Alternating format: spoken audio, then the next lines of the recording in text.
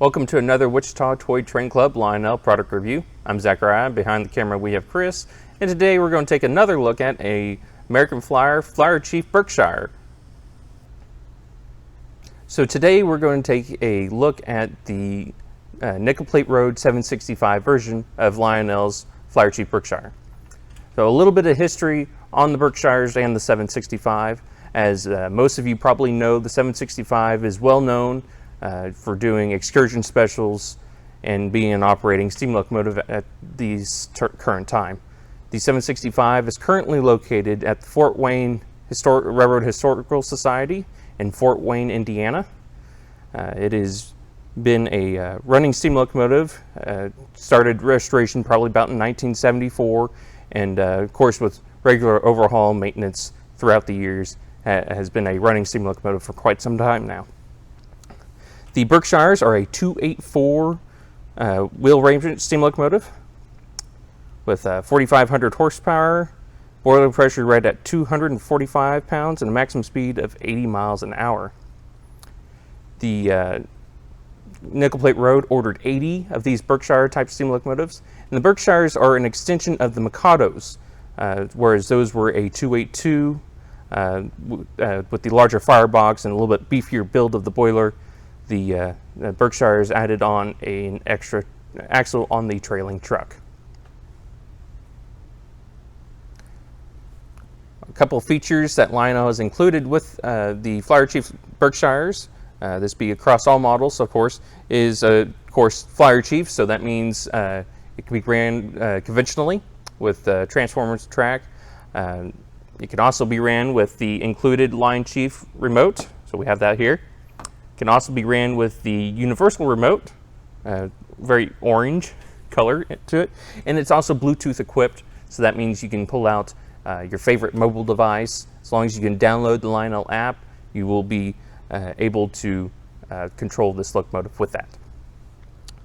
It also has a constant speed control inside of it, so that way, especially our layout here, we have a lot of grades on it, so it keeps a constant speed. You don't always have to change it. We have our fan-driven smoke unit on the inside there that is synchronized with the sounds, so it looks very nice. LED headlight. There is no backup light, if I remember correctly, on this locomotive. It's still kind of in a starter set range, so that's that there. And a powerful maintenance-free motor, so a good long-lasting life on the motor. Now let's go in for a closer look.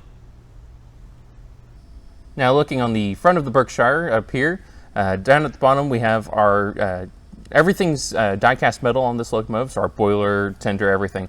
So of course we have a nice die-cast pilot here. We have a molded-in coupler. I've never understood these. They look really weird, but that's just kind of how they are. Some of the starter set for O-gauge, same deal, kind of have a weird looking coupler like that, but that's that. And we have our nice looking cow catcher here. We have a nice crisp white stripe down the middle there. Air pump detail, there should be one on the other side. Nice looking ladders. All of this is molded in, so we have all nice molded in front of the smoke box here. We have an LED headlight up here with a bunch of 765 numbering down at the bottom and on the side of the headlight. And of course our two number boards up top. Being a FlyerChief model, these are not illuminated but still look really nice. Same thing with our green marker lamps. Those are non-operational, but they still look very nice. And a separately applied bell up top here. Moving down the side of the boiler here, starting up front, here's our side of our pilot truck here. Nice looking side frame there. Moving back, we have our steam cylinder.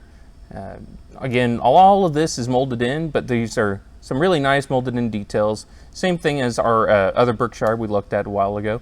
Nice looking white walls on our drivers. Same thing with the spokes. These spokes are completely hollowed out, so I mean they're not.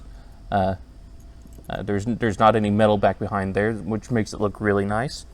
We have our darkened side rod details, which stand out very well on this locomotive. Going up, we have a nice crisp white line all the way back following our walkway. Moving up here we have our Legible builder's plate I say legible, that's usually what they say, and you usually can read most of them. Helps if you have a magnifying glass or something along those lines. But then moving back, our handrail, again, molded in. The handrails molded in, I always think look kind of weird if you look at them from the wrong angle, because there's just like this jet of metal coming out. But if you look at it from the right angle, it actually does look really nice. And throttle linkage, again, molded in. Some sand piping details, again, molded in, but all looks really nice. One more quick note. When we were moving this locomotive to this position, I realized that it has a non-locking gearbox. So what that means is if I go ahead, you got to put a little pressure down to make that traction tire grab onto the rail. But if you push onto it, I can make the drivetrain move.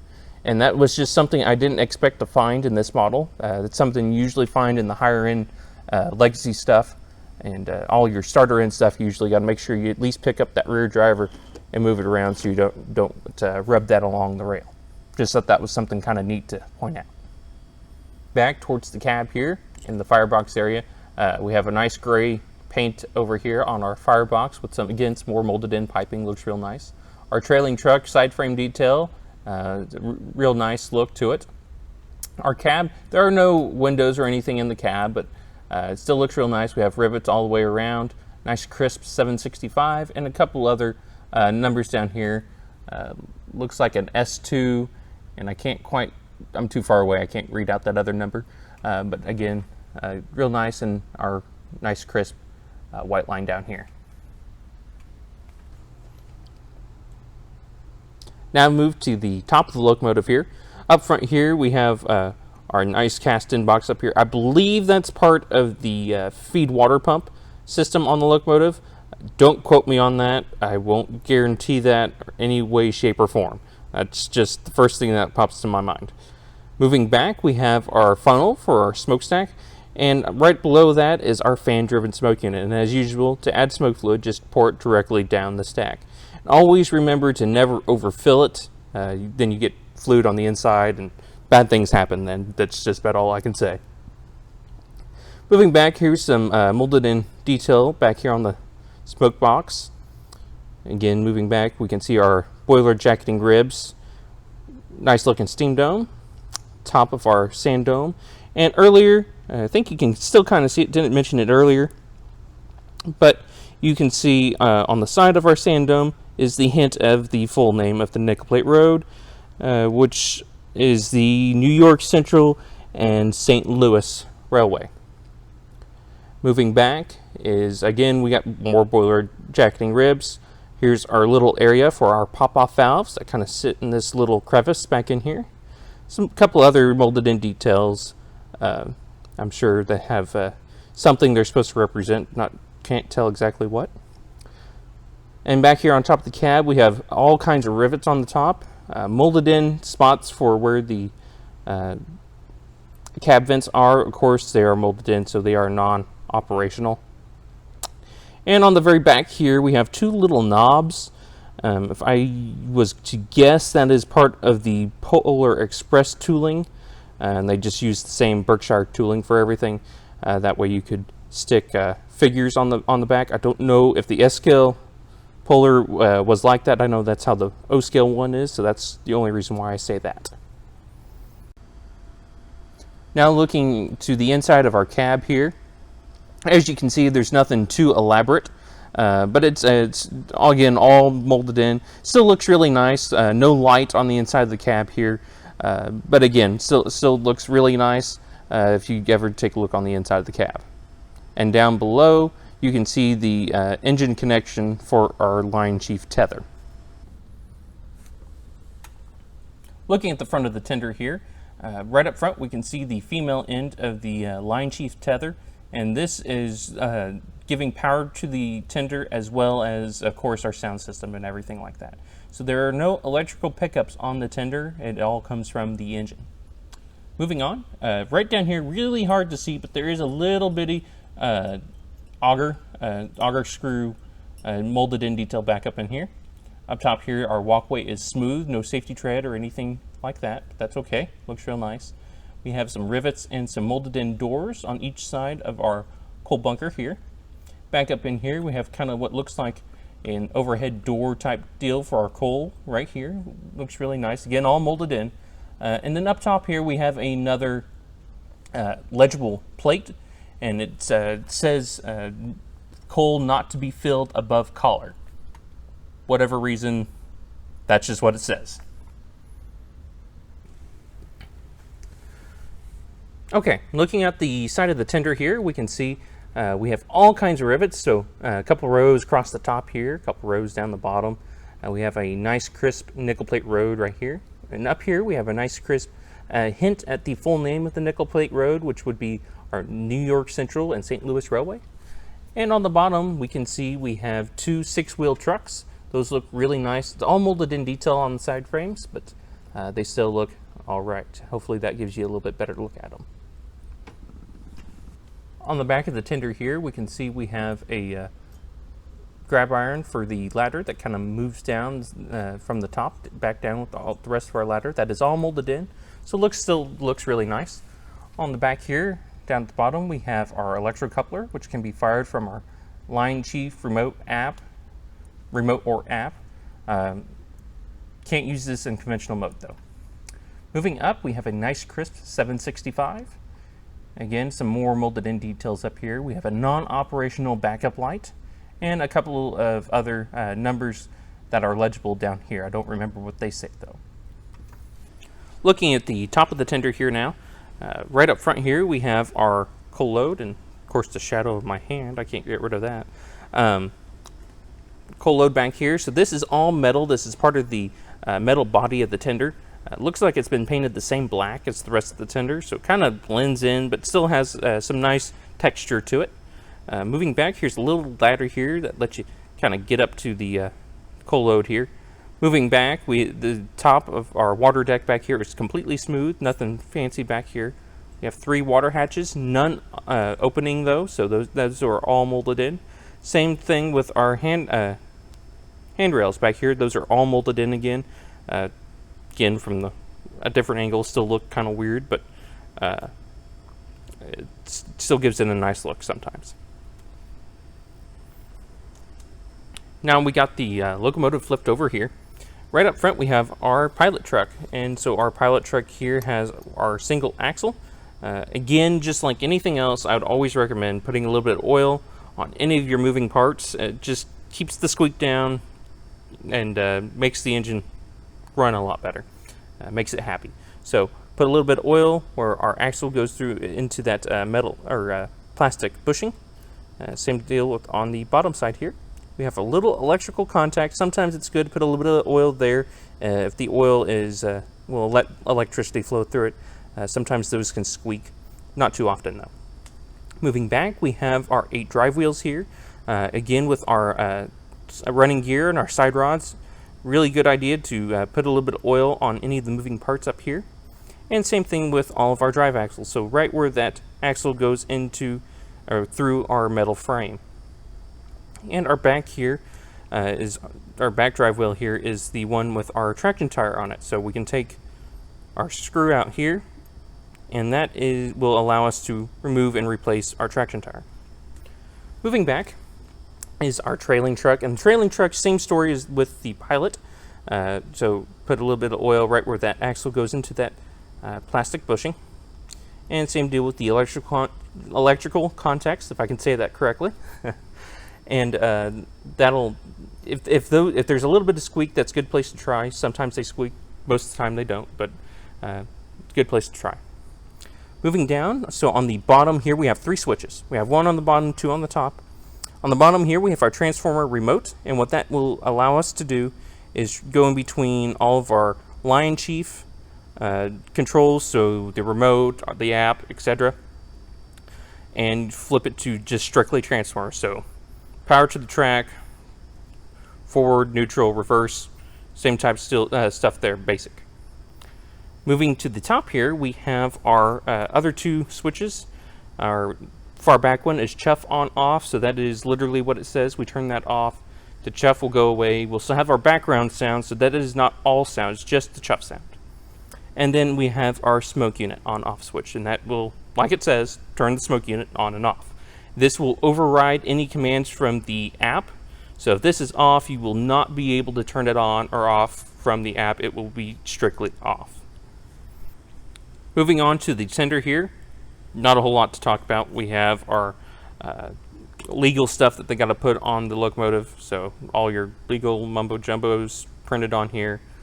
Tether, trailing trucks. Again, same deal with the trailing trucks. So over here we have metal bushings, but same deal with the oil. Right where that axle goes into the metal bushing on each side of each axle. Real good idea, especially with these being metal, they squeak.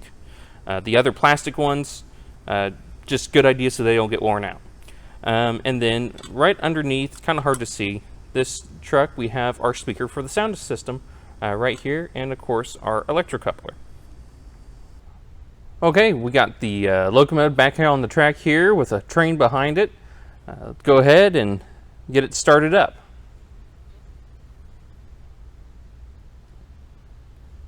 Well, I guess it helps if I turn on power to the correct track. Let's try that. There we go. Now we can see the headlights blinking, and we got that wonderful chirping noise, knowing that it's looking for a signal of some sort. So I'm using the universal remote today, but same operation as it would be with its original remote. And of course the app. If you have any questions on the app, we have a separate video on our YouTube channel. Go ahead and check that out, and that'll answer any questions you have with the LionChief app. Go ahead and turn this on.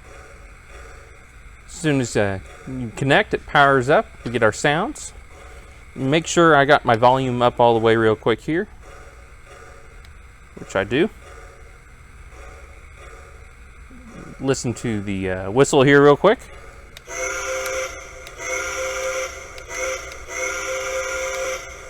Very nice sounding whistle.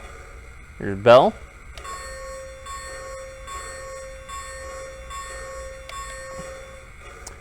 And some of the crew talk. Your route is lined. Good on signal indication. Roger that. All clear ahead. All right, well, let's go ahead and take it for a spin.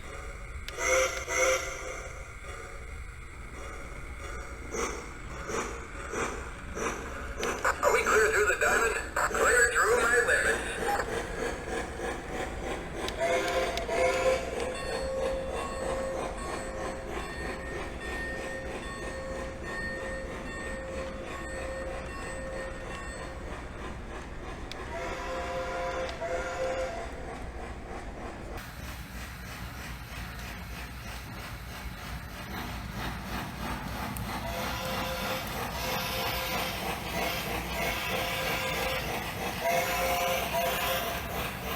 Dispatcher, train is outbound. Copy that. Have a safe run.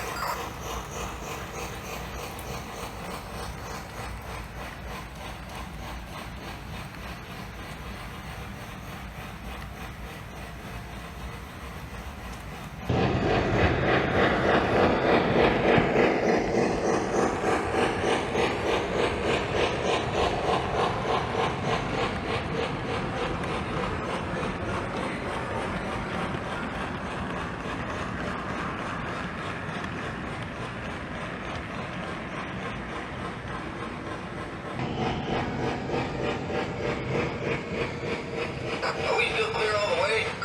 Rolling out.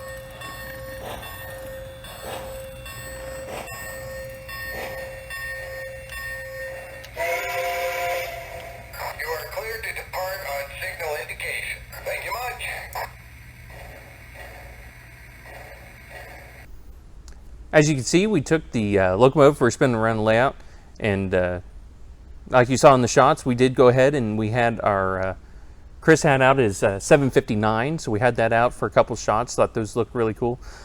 So I think, as you can see and hear, both of them are still a very nice running locomotive.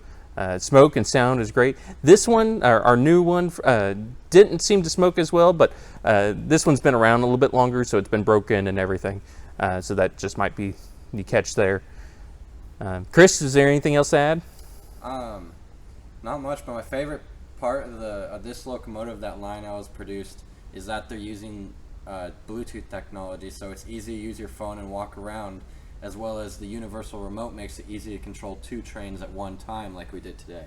Yes, yeah. I think this was probably one of my first chances to really get to play with the universal remote and operate 2 trains at once. I don't think we've done a video on the remote specifically yet. Be a lookout for that here by the end of the year. But I thought that was a really neat experience. So that worked out great. So as we wrap things up here, one last quick note. If you thought the whistles sounded a little bit different, this one actually is a little bit higher, and the reason why is in the LionChief app. Like I mentioned before, we do have a video specifically on the app and a couple other review videos. We went completely in depth with that particular engine and the app. But anyway, inside that app, you can change the pitch of the whistle, and as we use the universal remote, it remembers the pitch that it's supposed to be set at, and this one's set at the regular pitch.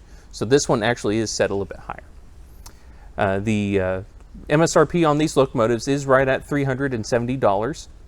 If you go through a good Lionel dealer, you could probably get a pretty decent discount on that retail price. And the last catalog this was in, I believe, was the 2017 American Flyer catalog.